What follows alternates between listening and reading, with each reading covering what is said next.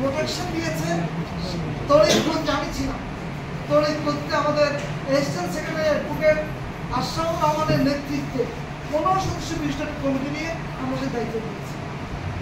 আমরা এই যে বিতরণ নিয়ে আমাদের অন্যান্য ধর্মের ভাইয়েরা আছে, হিন্দু বৌদ্ধ ভাইয়েরা আছে, এই উপাসনাকে আমরা প্রোটেকশন দেওয়ার জন্য তা আমরা কমিটি করে দায়িত্ব নিয়েছি।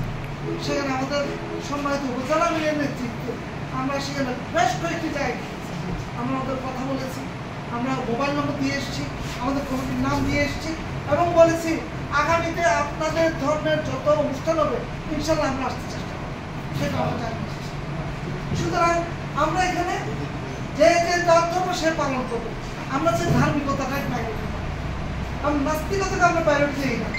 কারণ কোনো ধর্ম বলেনি অকল্যাণ, কোনো ধর্ম বলেনি মিথ্যা বলো, কোনো ধর্ম বলেনি মানুষের ক্ষতি করো, এই বলা আছে কখনোই না। আমরা বিশ্বাস করি, দৃঢ় বিশ্বাস রাখি প্রত্যেক ধর্মের মানব কল্যাণের কাজ করে। সেই হিসাবে বাংলা জামাত ইসলামী সম্পর্কে আমাদের শ্রদ্ধা আবু হোসেন ভাই বেশ কিছু গুরুত্বপূর্ণ কিছু কথা বলেছে, যে জামাত ইসলামী শুধুমাত্র ধর্মীয় কাফেলার সংগঠনের নাম নয়, জামাত ইসলামী শুধু রাজনৈতিক দলের নাম নয়, জামাত ইসলামী একটা মানব কল্যাণমূলক কাজ। সেটা শিশু থেকে শুরু করে মৃত্যু পর্যন্ত সর্বক্ষেত্রে এই সহযোগিতা করতে। যখন শিশুরা জন্ম নেয় সেই জামাত ইসলামী এই সহযোগিতা করে, আজান দিয়ে থাকে, দেখতে চায়, আকিকা অনুষ্ঠানে সহযোগিতা করে থাকে, করে কিনা ভাই? হ্যাঁ নয়, বরঞ্চ বিয়ে শাদীর মধ্যে তারা সহযোগিতা করে থাকে। যখন মানুষ মারা যায় তখন ধৌত করার জন্য এই জামাত ইসলামের কাজগুলো করে, জানাজার জন্য ব্যবস্থা করে থাকে। যখন দাফন কাফন করা হয় এই জামাত ইসলামের কর্মীরাই খবর খুলে দিয়ে আসে। সুতরাং এই জামাত ইসলামের জন্ম থেকে মৃত্যু পর্যন্ত সমস্ত মানবতামূলক যেসব কাজকর্ম রয়েছে এই কাজগুলো করে থাকে। প্রিয় ভাইয়েরা, আমাদের আমির জামাত এই সমস্যার সময় স্পষ্টভাবে দুটো কাজ করতে বলছে আমাদের। একটি হচ্ছে কি, যত রাষ্ট্রীয় সম্পদ আছে এগুলো সংরক্ষণ করতে হবে, নিজের জান দিয়েও। দ্বিতীয় নম্বর বলেছে ভিন্ন ধর্মের যা আছে তার যত উপাসনা যা আছে সেগুলো রক্ষা করতে হবে, নিজের সম্মান দিয়েও। এটা আমাদেরকে স্পষ্ট নির্দেশ দিয়েছে। প্রিয় ভাইয়েরা, সুতরাং এই মানব করার সংগঠনকে পরিচালিত করার জন্য আমাদের আল্লাহ প্রদত্ত যে আইনগুলো আছে সামনে রেখে আপনাদের বুদ্ধি পরামর্শ নিয়ে এই কাপড় পরিচালিত। প্রিয় ভাইয়েরা, সুতরাং এখানে এই প্রেস ক্লাবের মধ্যে যে আপনার 36 জন মেম্বার আছেন, আমি খুব আনন্দ। এই জামাতের পক্ষ থেকে আপনার স্বাগত জানাচ্ছি।